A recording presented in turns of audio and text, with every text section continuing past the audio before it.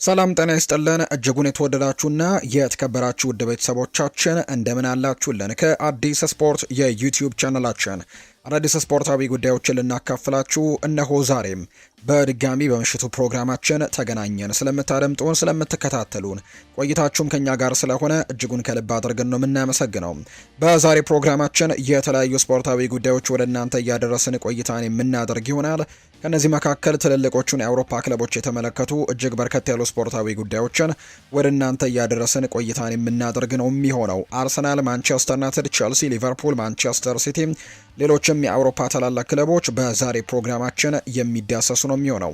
እናንተም እስከ ፕሮግራማችን ፍጻሜ ከኛ ጋር አብራችሁ እንድትቆዩ በአክብሮት ጋብዛለሁ። ቪዲዮአችንን ላይክ፣ ቻናላችንን ሰብስክራይብ እያደረጋችሁ ቆይታችሁን ከኛ ጋር አድርጉ።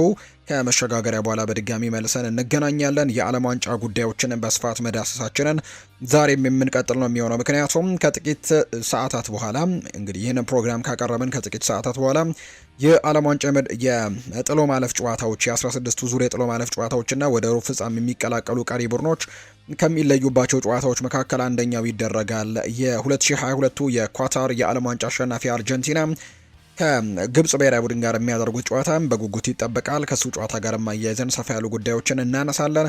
ከዛ ውጪ ሌሊት ላይ የሚደረግ ጨዋታ ለሱንም የምናነሳ ነው የሚሆነው። እስከ ፕሮግራማችን ፍጻሜ አብራችሁኝ ቆዩ። ከመሸጋገሪያ በኋላ በድጋሚ መልሰን እንገናኛለን። አብረን እንቆይ።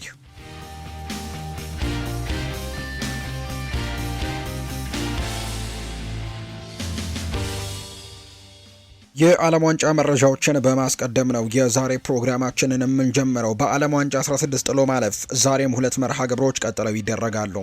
የወቅቱ የዓለም ሻምፒዮን የሆነችው አርጀንቲና ከአፍሪካዊቱ ሀገር ግብጽ ጋር የሚያደርጉት ጨዋታ ዛሬ በጉጉት ይጠበቃል። ሌላኛው የጥሎ ማለፍ ጨዋታ ደግሞ በስዊዘርላንድና በኮሎምቢያ መካከል ምሽት 5 ሰዓት ሲል የሚደረግ መርሃ ግብር ነው። የሁለቱ ጨዋታዎች አሸናፊዎች እርስ በርስ በሩብ ፍጻሜው እንደሚገናኙ ይታወቃል። በርከት ያሉ ሰዎች በጉጉት የሚጠብቋቸው ጨዋታዎች ናቸው። በተለይ ሊዮኔል ሜሲ ዛሬ ጨዋታውን ያደርጋል። በዚህ ዓለም ዋንጫ ላይ 7 ግቦችን ማስቆጠሩን እናስታውሳለን። በከፍተኛ ግብ አስቆጣሪነቱ ከኤርሊንግ ብራውት ሃላንድ እና ኬሊያን ምባፔ ጋር ጥሩ የሚባል ፉክክሮችን እያደረገ ይገኛል። አርጀንቲናስ በተለይ በኬፕ ቨርድ ጨዋታ ላይ የተወሰኑ ተቸግራ እንደነበር ተመልክተናል። ዛሬ እስከ ግብጽ ጋር የሚያደርጉት ጨዋታ በርካቶች በጉጉት ይጠብቁታል።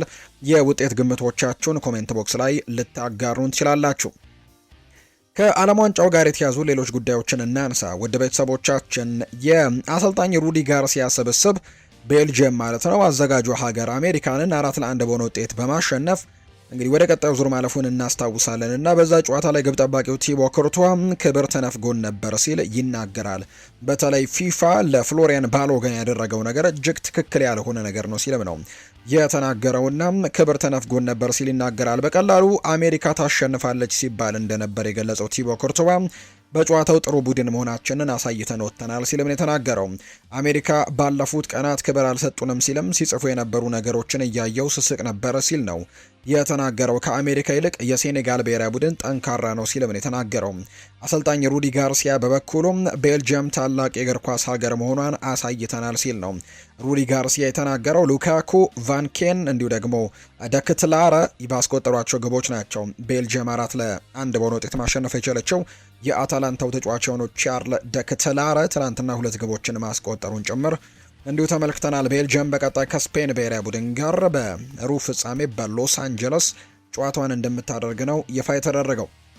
ለቤልጅየም ግን ምናልባት መጥፎ የሚባለው ዜና ትላንትና ወሳኙ የአማካይ ስፍራ ተጫዋቻቸው የአስተን ቪላው አማዱ ኦናና ከባድ ጉዳት እንደገጠመው ይፋ ተደርጓል። የቤልጅየምና የአስተን ቪላ አማካይ የሆነው አማዱ ኦናና በአሜሪካው ጨዋታ ላይ ከባድ ጉዳት ገጥሞት በመጀመሪያው 45 የጨዋታ ክፍለ ጊዜ ላይ ተቀይሮ ሲወጣ እናስታውሳለንና ትላንትና ምርመራ ተደርጎለት ነበር። እንዲሁ ዛሬም ደግሞ የተረጋገጡ ነገሮች ይፋ እየተደረጉ ነው። በመጀመሪያው አጋማሽ ተቀይሮ ወጣው ይህ ተጫዋች የኤሲኤል ጉዳት እንዳጋጠመው ነው ይፋ የተደረገው። በዚህ ምክንያትም እንግዲህ ጉዳቱ እንደሚታወቀው በጣም ለበርካታ ጊዜያት ለበርካታ ወራት ተጫዋቾችን ከሜዳ የሚያርቅ አይነት ጉዳት እንደሆነ ይታወቃል እና በዚህ መሰረትም አማዱ ኦናና በርከት ያሉ ወራትን ለክለብ እግር ኳስም እንደማያደርግ ጭምር በርከት ያሉ ጊዜያትም ከሜዳ እንደሚርቅ ነው ይፋ የተደረገው። ሮሜሎ ሉካኩ በጨዋታው 4ኛ ጎል ካስቆጠረ በኋላ የኦናና 24 ቁጥር ማሊያን ይዞ ደስታውን ሲገልጽ ጭምር ተመልክተናል። አማካይ የማስፈረም እቅድ ያልነበረው አስተን ቪላ በቀጣይ ወደ ዝውውር ገበያው ይገባል ተብሎ ይጠበቃል። ምክንያቱም አማዱ ኦናና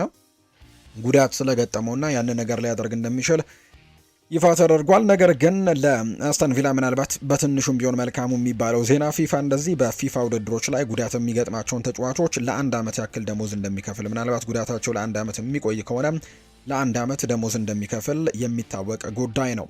ሌላኛው የፓራጓይ ሴናተር የተናገረችው ንግግር። ከዛ ውጭ ደግሞ የፈረንሳይ እግር ኳስ ፌዴሬሽንም ለዚህ ምላሽ ሰጥቷል። ኬሊያን ምባፔም ጭምር ምላሽ የሰጠበት አንድ አወዛጋቢ ክስተት መከሰቱን እናስታውሳለን። ባለፈው ፓራጓይና ፈረንሳይ ጨዋታ እንደነበራቸው ይታወሳልና የፓራጓይ ተጫዋቾች በጣም በበርካቶች ትችት የደረሰባቸው አይነት አጮትን ነው ተከትለው እንደነበር የምናስታውሰው። እንግዲህ ጨዋታውን 1-0 በሆነ ውጤት ተሸንፈዋል።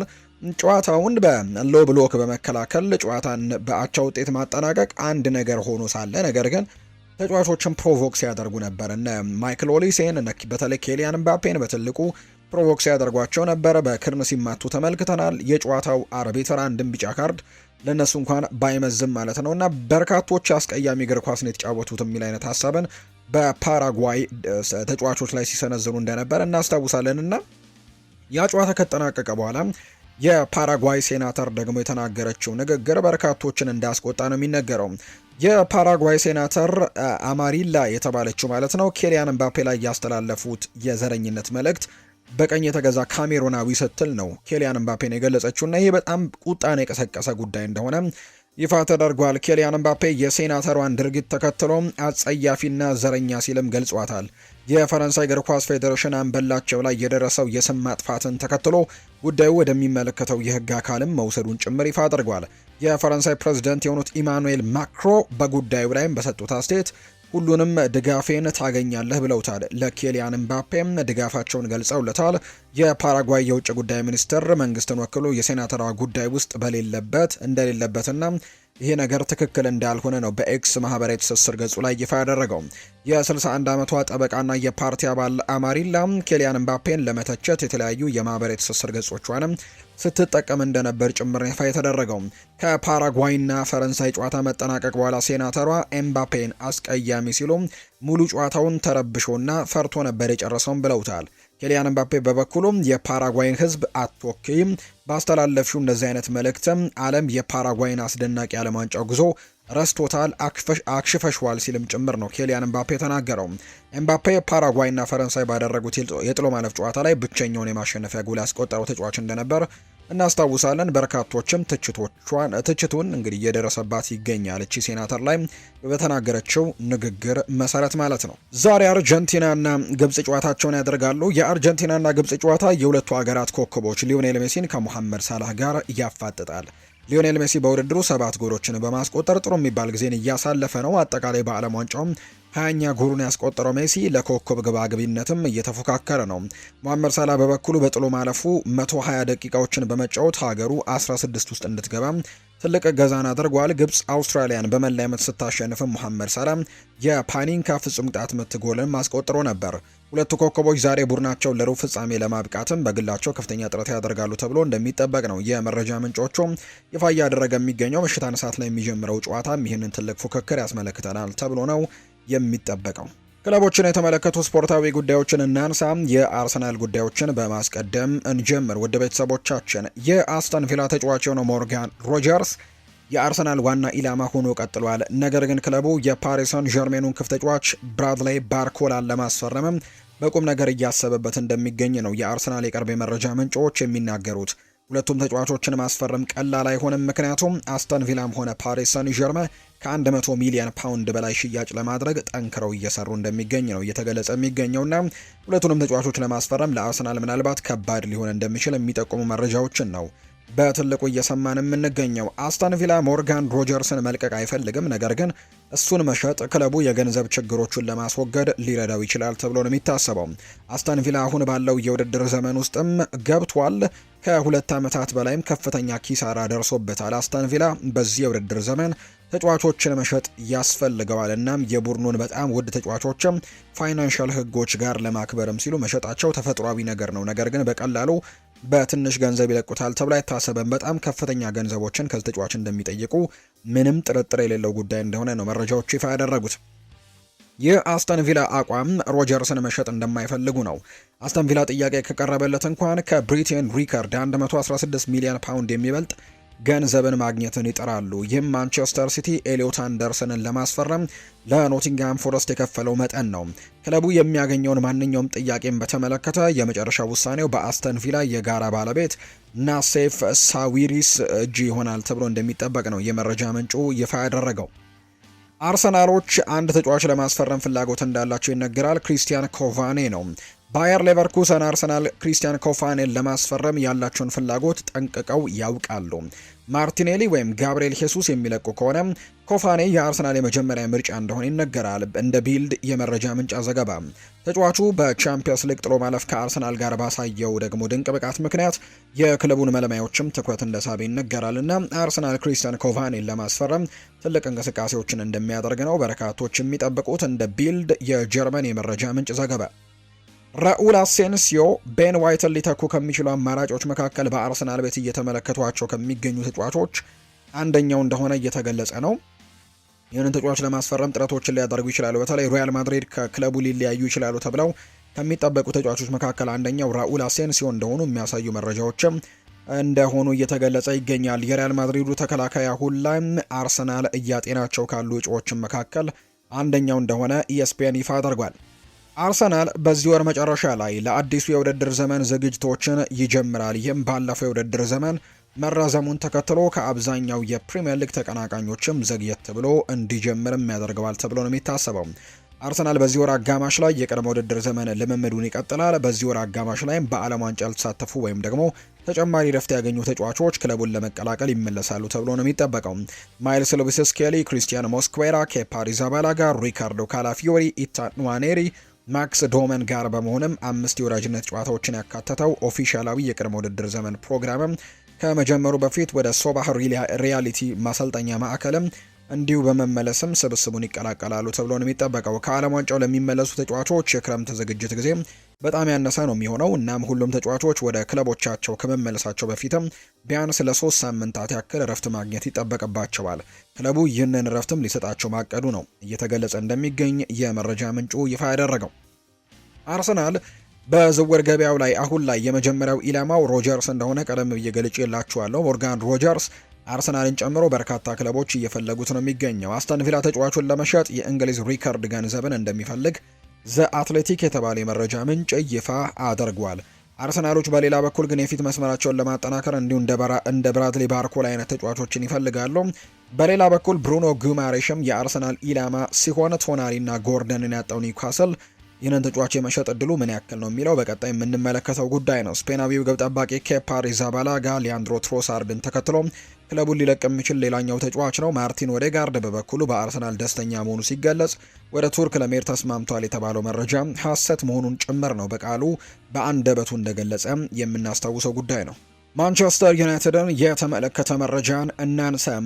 ደሞዙን መክፈል እንደማይችሉ በግልጽ አሳውቀዋል ብሏል ፋብሪዚዮ ሮማኖ ሲናገር። የዩናይትድ ሰዎች አሁንም ቢሆን እንደ ህልም ፈራሚ የሚመለከቱት ኦሪዮል ሹዋሜኒ መሆኑ ይፋ ተደርጓል። ሆኖም ግን ከስፔን እንደወጡ መረጃዎች የዩናይትድ ሰዎች እሱን ለማስፈረም ከፍተኛ እንቅስቃሴዎችን ማድረግ አለመጀመራቸው ነው እየተነገረ የሚገኘው። በአንጻሩ የዩናይትድ ሰዎች ከቹዋሜኒ ወኪሎች ጋር በነበራቸው ውይይትም በግልጽ የተጫዋቹን አሁናዊ ደሞዝ መክፈል እንደማይችሉ ገልጸዋል። በውይይቱ ወቅትም ቹዋሜኒ ወደ ማንቸስተር ዩናይትድ መዘዋወር የሚችልበት ብቸኛው መንገድ አሁን በማድሪድ ከሚያገኘው ከፍተኛ ደሞዝ የተለየ መልኩ መሆን እንዳለበት ነው የተገለጸው። በተጨማሪም ሪያል ማድሪድ እስካሁን ስለ ሹዋሜኒ ውሳኔ ያልሰጠ ሲሆን ከዩናይትድ ጋርም ለመደራደር ፍቃደኝነቱን አለመግለጹ ነው እየተገለጸ እንደሚገኝ ፋብሪዚዮ ሮማኖ መረጃውን ይፋ እያደረገ የሚገኘው። ማንቸስተር ዩናይትድ በኦሪዮል ሹዋሜኒ ዝውውር ጉዳይ ንግግሮችን አድርጓል። ሪያል ማድሪድ ተጫዋቹን ለመሸጥ የሚወስን ከሆነ ዩናይትድ ዝውውሩን ለመፈጸም ሙሉ በሙሉ ዝግጁ መሆኑ እየተነገረ ነው። ማድሪድ ተጨማሪ አዳዲስ ተጫዋቾችን ወደ ቡድኑ ከመቀላቀሉ በፊትም አንዳንድ ተጫዋቾችን በመሸጥ ገቢ ማግኘት እንደሚፈልግ ጭምር ዘ አትሌቲክ የተባለ የመረጃ ምንጭ ይፋ አድርጓል። ዩናይትድ የባሌባን የመቀላቀል ፍላጎት ጠንቅቆ ቢያውቅም አሁን ግን ቅድሚያ የሚሰጠው አማራጭ እንዳልሆነ ፋብሪዚዮ ሮማኖ ይፋ አድርጓል። የባሌባን መቀላቀል ግን ጠንቅቆ እንደሚፈልግ ነው የመረጃ ምንጩ እየተናገረ የሚገኘው። ባሌባ ይህንን ክለብ መቀላቀል እንደሚፈልግ ያውቃሉ ማንቸስተር ዩናይትዶች፣ ነገር ግን የመጀመሪያ ምርጫቸው እንዳልሆነ ነው አሁንም ድረስ እየተገለጸ የሚገኘው። ማንቸስተር ዩናይትድ ብራዚላዊውን አማካይ አንድሬ ሳንቶስን ለማስፈረም ያለው ፍላጎት የቆየ መሆኑ እየተነገረ ነው። የዩናይትድ ሰዎች አሁን ላይ ከተጫዋቹ ወኪሎች ጋርም ንግግሮችን ያደረጉ ቢሆንም ይህ ከተጫዋቹ ወኪል ጋር የተጀመሩት ንግግሮች በፌብሩዋሪና በማርች ወር ላይም አስቀድመው ከተጀመሩ መሆናቸው እየተነገረ ነው። በተለይም በቼልሲ ቤት በነበረበት ወቅትም ወደ ክለቡ ያዘዋወረው ክሪስቶፈር ቪቬል እንደነበር ይታወሳል። አሁን ክሪስቶፈር ቪቬል በማንቸስተር ዩናይትድ ቤት ውስጥ የሚገኝ ሰው ነው። ስለዚህም አንድሬ ሳንቶስን ወደ ቼልሲ ያመጣው እሱ ነበርና ወደ ዩናይትድ አማካይ መስመር ታርጌት ዝርዝር ውስጥም እንዲገባ ማድረጉን የተነገረው የተጫዋቹ ክለብ ቼልሲ ተጫዋቹን ለመሸጥ ክፍት ሲሆን፣ ሆኖም ግን ተጫዋቹን በ30 እና 35 ሚሊዮን ፓውንድ ይሸጣል ተብሎ ግን አይጠበቅም። የዩናይትድ ሰዎች ከተጫዋቹ ወኪል ጋርም ንግግሮችን እያደረጉ ቢገኙም እስካሁን ግን ከቼልሲ ጋር የጀመሩት ይፋዊ ድርድር እንደሌለ ነው ፋብሪዚዮ ሮማኖ መረጃውን ይፋ እያደረገ እንደሚገኝ የተገለጸው። የዩናይትድ በዚህ ክረምት ግብ ጠባቂ ማስፈረሙ አይቀሬ እንደሆነም የመረጃ ምንጩ ይፋ እያደረገ ይገኛል። ማንቸስተር ዩናይትድ በዚህ የክረምት የተጫዋቾች የዝውውር መስኮት አዲስ ግብ ጠባቂ እንደሚያስፈርም ነው የሚጠበቀው። ዩናይትድ ተጠባባቂ ግብ ጠባቂ አልታይ ባይንደር በማንቸስተር ዩናይትድ ቤት በቂ የመሰለፍ ዕድል እንዳልተሰጠው ስለሚታወቅ ክለቡን መልቀቁ አይቀሬ ነው ተብሏል። ይህንን ተከትሎ ማንቸስተር ዩናይትድ በቦታው ተተኪ ለማስፈረም እንቅስቃሴ ላይ እንደሚገኝ ነው የተነገረው። በማንቸስተር ዩናይትድ ዘንድም ክትትል እየተደረገበት ከሚገኙ ግብ ጠባቂዎች ውስጥ አንደኛው ካርል ዳርሎ መሆኑ በተደጋጋሚ መገለጹ የሚታወስ ነው። ከእርሱ በተጨማሪ ዲየጎ ኮስታ ሌላኛው በማንቸስተር ዩናይትድ ቤት ውስጥ ኢላማ የሚሆኑ ግብ ጠባቂዎች መካከል አንደኛው እንደሆነ ተነግሯል። ነገር ግን ይህንን ተጫዋች ማስፈረም ምናልባት ፉክክሮችን ሊያበዛ እንደሚችል የሚያሳዩ ነገሮች ያሉ። በአጠቃላይ ማንቸስተር ዩናይትድ ኢላማ ያደረጋቸው አማካዮችን እንዳጣ በርካቶች ያምናሉ። ዩናይትድ ማቴዎስ ፈርናንዴስን ካጣ በኋላም ፊቱን ወደ ሌላ የፕሪሚየር ሊግ ወጣት አማካይ የሚያዞራል አንድሬ ሳንቶስ ላይ ክለቡ ገና ንግግር አልጀመረም ከቼልሲ ጋር። ነገር ግን ጥሩ ሂሳብ የሚያቀርብ ከሆነ ነው ዝውውሩን ለማድረግ እድል ይኖረዋል ተብሎ የሚታሰበው። ምክንያቱም ቼልሲ በቀላሉ ይህንን ተጫዋች የመልቀቅ እድል የለውም ተብሎ ነው የሚታሰበው። ከዛ ውጭ ግን ሹዋሜኒና አሌክስ ስኮትም አሁንም በዝርዝር ውስጥ ይገኛሉ። ሪያል ማድሪድ ኦሪዮል ሹዋሜኒን ለመሸጥ ከወሰነ ዩናይትድ ያለምንም ነገር ይህንን ተጫዋች ለማምጣት ዝግጁ ነው። ዶርትሙንድ 120 ሚሊዮን ዩሮ ዋጋ የሰጠው ፌሊክስ ነሜቻን በበኩሉ ሌላኛው የማንቸስተር ዩናይትድ የአማካይ ስፍራ ምርጫና ኢላማ እንደሆነ እየተገለጸ ይገኛል። የቼልሲን ጉዳዮችም እናነሳም። ስለ ቼልሲ አሁን ላይ ያሉ የዝውውር ዜናዎችን ስናነሳም ቼልሲዎች የ28 ዓመቱን የቫይካኖ ግራ ፉልባክ ቻቫሪያ ማስፈረም ይፈልጋል። በሁለቱ ክለቦች መካከል በተጫዋቹ ዝውውር ጉዳይ ላይ የሚደረጉ ውይይቶችም አሁንም እንደቀጠሉ ነው የሚገኙት። ቢያንስ አንድ የመሃል ተከላካይ በዚህ ክረምትም ቼልሲን ይቀላቀላል። የፓላሱ ላክሯ ዋና ኢላማ ሊሆን እንደሚችል እየተነገረ ነው። የኮሞ ራሞንም የክለቡ የሚደነቀው እንደሆነ ጭምር እየተነገረ ነው። ስለዚህም ቼልሲዎች ሰንደርላንድ ዣካን ላለመሸጥም የሚወስነው ውሳኔ እንዲሁም ደግሞ የተጫዋቹን የመቆየት ምርጫም ተቀብሏል። በዚህም ቼልሲ በዚህ ክረምት ሌላ አማካይ አያስፈርምም ተብሏል። ስለዚህ ቼልሲ ሁለገብነቱን ምክንያት በማድረግ ሮጀርስን ያደንቀባል። ነገር ግን ቪላ ከፍተኛ ዋጋ እየጠየቀ እንደሆነ የሚያሳዩ መረጃዎችን ነው ሳይመን ጆንሰን ይፋ ያደረገው። የመሃል ተከላካዩ ቤን ባዲያሼል እና አክሰል ዲሳሲ እንዲሁም ተጠባባቂ ግብ ጠባቂው ፊሊፕ ዮርጌንሰን ለሽያጭ እንደቀረቡ ሳይመን ጆንሰን የዘ አትሌቲኩ ዘጋቢ እየተናገረ ነው። ሰማያዎቹ በዚህ ሳምንት ታይሪክ ጆርጅን ለኤቨርተን በ18 ሚሊዮን ፓውንድ ሸጠዋል። በሌላ በኩል ማርኮ ፓሌስትራን ያስፈረሙ ሲሆን ግራኒት ዣካን የግላቸው ለማድረግ ያደረጉት ጥረት ግን አልተሳካም። ሰማያዎቹ አሁን ላይ የራዮ ቫይካኖን የግራ መስመር ተሰላፊ ፔፕ ቻቫሪያን ለማስፈረም ከክለቡ ጋር እየተነጋገሩ ነው። በሌላ በኩል በዚህ ክረምትም ቢያንስ አንድ የመሃል ተከላካይ ስታንፈርድ ብሪጅ ይደርሳል ተብሎ ነው የሚጠበቀው። የቼልሲ ቀዳሚ ኢላማ የክሪስታል ፓላሱ ላክሯ ነው። የኮሞ ጃኮብ ራሞንም ያደንቁታል። ይህ በእንዲህ እንዳለ ቼልሲ አሌሃንድሮ ጋርናቾን ለመሸጥ ጥያቄዎችን እየተቀበለ እንደሚገኝ ነው ዘ አትሌቲክ ይፋ ያደረገው። ክለቡ ጋርናቾን ከአንድ ዓመት ቆይታ በኋላ ለሽያጭ ያቀረበው ሲሆን ቋሚ ዝውውር ብቻ እንደሚቀበልም ነው የመረጃ ምንጩ ይፋ ያደረገው። በዚሁ የሊቨርፑል ጉዳዮችን የምንገራችሁ ጆ ኮል ለያን ዲዮማንዴ ምክር እንደሰጠው ይፋ ተደርጓል። ፓሪስ ሰን ዠርሜን በአሁኑ ጊዜ ተጨማሪ ተጫዋች አያስፈልገውም፣ ምናልባትም የእሱ ፍላጎት ወደ ፓሪስ መሄድ ሊሆን ከቻለ። ነገር ግን ሊቨርፑል አሁን ላይ እሱን የሚፈልገው ከሆነ ማሳመን አለበት፣ ምክንያቱም ለእሱ በጣም የሚስማማው ዝውውር ወደ ሊቨርፑል መምጣት ነው ብዬ አስባለሁ። በዛ ከሄደ ግን የመሰለፍ ዕድሎች ሁላ በጣም ጠባብ ሊሆኑ ይችላሉ ሲልም ነው ጆ ኮል እየተናገረ የሚገኘው። ዶሚኒክ ሶቦስላይ ከሊቨርፑል ጋር አዲሱን ለመፈራረም ንግግር እያደረገ ነው ተብሏል። ተጫዋቹ ምርጥ ዓመታቱን በአንፊልድ ለማሳለፍም ፍላጎት አለው። እስካሁን ስምምነት ላይ ባይደርስም ሁለቱም ወገኖች ከ3 ዓመታት በፊት የተጀመረውን ውል ለማራዘምም ፍላጎት እንዳላቸው ነው መረጃ የጠቆመው። ሊቨርፑል በገበያው ላይ የመሃል ሜዳና የቀኝ ክንፍ ተከላካይ አማራጮችን እያጤኑ ነው። ነገር ግን ሙሐመድ ሳላህን መተካት ቅድሚያ የሚሰጠው ጉዳይ እንደሆነ ይፋ ተደርጓል። ነገር ግን የዶሚኒክ ሶቦስላይን ኮንትራት ማራዘም ግን ትልቅ ነገር ይሆናል ተብሎ ይታሰባል። በአንፊልድ አዲሱን ለመፈራረምም ድርድር ላይ እንደሆነ ነው የተነገረው። የ25 ዓመቱ አማካይ ከባለቤቱ ጋርም በሰሜን ምዕራብ በመቆየቱ ለክለቡ ምርጥ ዘመኑን ለመስጠትም እንደሚፈልግ ጭምር ነው መረጃ ምንጩ የተናገረው። የመርሲሳይዱ ክለብ ሊቨርፑል በአሁኑ ሰዓት የሞሐመድ ሳላህን ተተኪ ለማስፈረም ትልቅ እንቅስቃሴን እያደረገ ነው። ፈረንሳዊው የፓሪስ ሰን ዠርሜን ተጫዋች ብራድሌይ ባርኮላ በሊቨርፑል የሚደነቅ ተጫዋች እንደሆነ ይፋ ተደርጓል። ሊቨርፑል ከያዛቸው ስሞች መካከል ያኮቡ ሚንቴ ከብራይተን፣ ሰኢድ ኤልማላ ከኮሎኝ፣ ማቲያስ ፈርናንዴስ ከሊል የሚገኙበት ናቸው። ማቲያስ ፈርናንዴስ ሌላ ተጫዋች ነው እንግዲህ ቶትናምን የተቀላቀለው ተጫዋች ሳይሆን ሌላ ማቲያስ ፈርናንዴስ ፓርዶ የሚባል በፈረንሳይ ሊል የሚጫወት ጥሩ ቁጥሮች ያሉ ተጫዋች እንደሆነ ይነገራል። ይህንንም እየተመለከቱ ነው ሊቨርፑሎች። በተጨማሪም ሊቨርፑል የአማካኝና የቀኝ ተከላካይ አማራጮችንም ለማስፈረም ይንቀሳቀሳሉ ተብሏል። በሌላ በኩል ፌዴሪኮ ኪያዛ፣ ከርቲስ ጆንስ እና ሃርቪ ኤሊዮት የሊቨርፑል ቆይታቸው ያልተረጋገጡ ተጫዋቾች እንደሆኑ ይፋ እየተደረገ ይገኛል። የማንቸስተር ሲቲን ጉዳይ እንንገራችሁ። ጀረሚ ሞንጋ ከሌስተር ሲቲ የግላቸው ያደረጉት ማንቸስተር ሲቲዎች ሌላ ወጣት ተጫዋች እየተመለከቱ ነው። ማንቸስተር ሲቲ የ18 ዓመቱን ሞሮኳዊ አማካይ አዩብ ቦአዲን ለማስፈረም እየተመለከቱ መሆኑን መረጃዎቹ ያሳያሉ።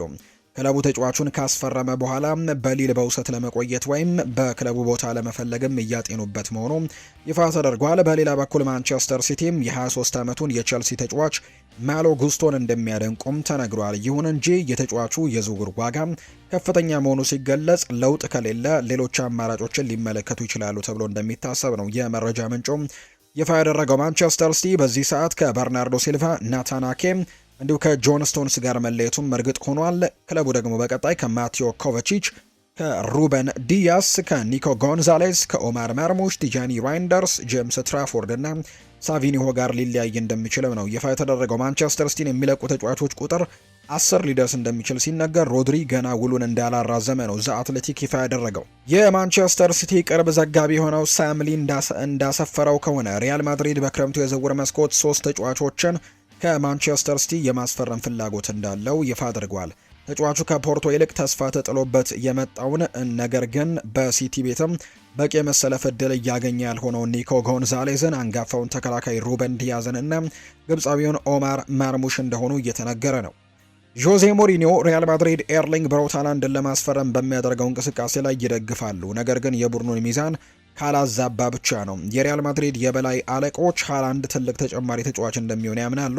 ነገር ግን አንድ ዋና አጥቂ ከክለቡ ከወጣ ብቻ ነው። ማድሪድ ኖርዌያዊውን አጥቂ ለማስፈረም ከወሰነ በጣም ለሽያጭ ተጋላጭ የሚሆነው ተጫዋች ቪኒሲዮስ ጁኒየር እንደሆነ ነው እየተዘገበ የሚገኘው። ኤርሊንግ ሃላንድ በ2027 ለሪያል ማድሪድ ሲጫወትም ልንመለከተው እንደምንችል ጭምር ነው አንዳንድ የመረጃ ምንጮችም እየተናገሩ የሚገኙት። ሊያም ሮዝኒየር ወደ ኃላፊነት ተመልሰዋል። የቀድሞ የምዕራብ ለንደኑ ክለብ ቼልሲ አሰልጣኝ ሊያም ሮዝኒየር ወደ ኃላፊነት ተመልሰዋል። አሰልጣኝ ሊያም ሮዝኒየር የፈረንሳዩን ፓሪስ እግር ኳስ ክለብን እስከ 2028 በኃላፊነት ተረክበዋል። አሰልጣኙ ባለፈው ሚያዝያ ወር 107 ቀናት ቆይታ በኋላ ነው ከቼልሲ መሰናበታቸው የሚታወሰው። በቼልሲ በነበራቸው ቆይታ ካደረጓቸው 23 ጨዋታዎች 11 ጨዋታዎችን ማሸነፍ ችለው እንደነበር የምናስታውሰው ጉዳይ ነው።